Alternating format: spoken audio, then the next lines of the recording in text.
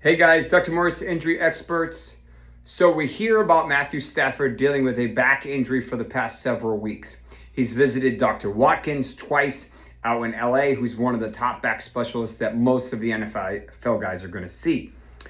Now, he reportedly is dealing with a herniated disc, and my guess is it's going to be lumbar, probably L4-5 or L5-S1, which is the most two common spots.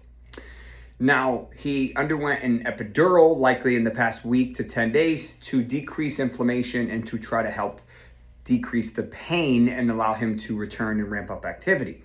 Well, in the short run, it did exactly that, and he was able to throw something between around 45 to 55-ish passes either Friday or Saturday over the past couple of days. And the initial plan was for him to potentially practice today, Monday. Well, unfortunately, that did not happen. As we see this tweet right here, it says he simply wasn't ready to practice today, and we're taking it essentially day by day. Okay? We get an updated tweet saying that surgery is not in the discussion right now. Okay?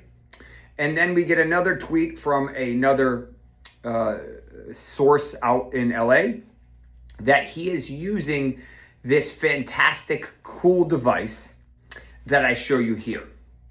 Now, what is this? What does this entail? And why and how is it helping? Well, this is a combination of a couple different things that actually I use in my office every day. So you've probably heard of red light therapy by now. The sun emits a ton of red light, but you can concentrate it to specific bandwidths and penetrate the skin using a combination between red light and infrared, which can optimize and penetrate that tissue and actually get into the injured tissue. This is going to decrease the pain and inflammation exactly around those herniated disc and some of the local ligaments that are beat up. Furthermore, this device incorporates something called PEMF, which stands for pulse electromagnetic frequency. And it's another thing I use in my office every day. And it's actually a magnet, basically, version of the red light. And essentially what you do is you put it on. I have a mat, I have a coil, there's a bunch of different variants. This one is probably using a mat because it's on his back.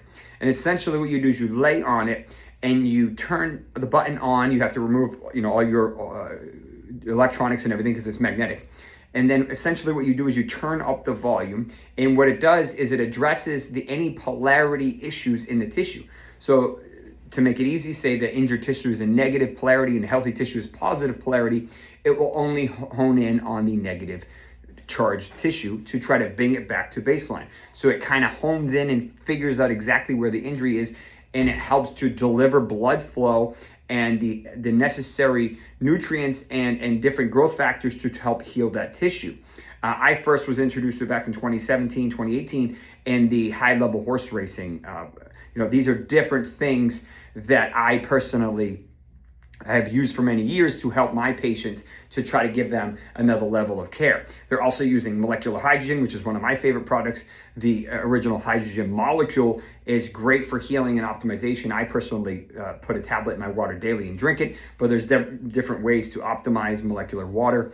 And there's other different variants. There's one of these here in Miami Beach that has all of these basically at once.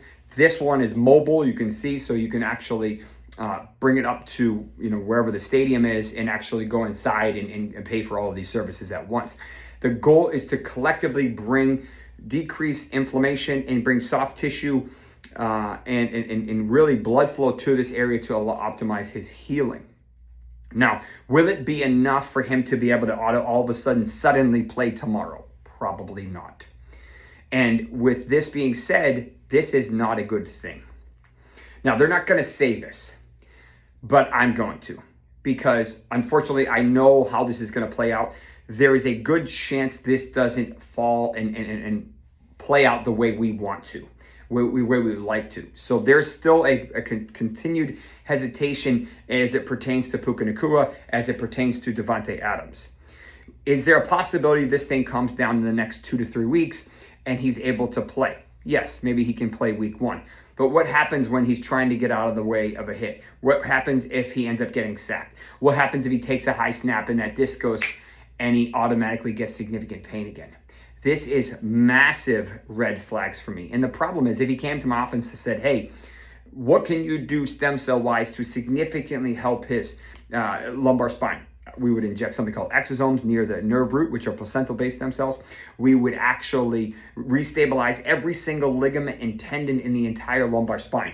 So if I'm looking at my model here, this isn't just one injection. This is about 30.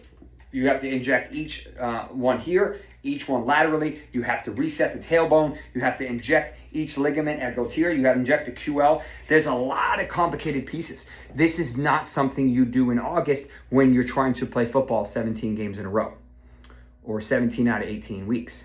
This is something you do in March or April and give yourself 3 to 4 months to start ramping up, whether you use PRP or a stem cell line or whatever.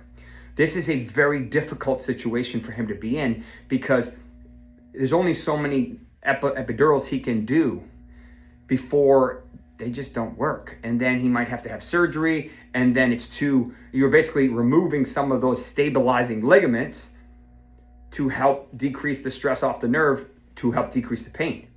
So you're essentially kicking the can down the road. So this is why oftentimes back surgeries fail.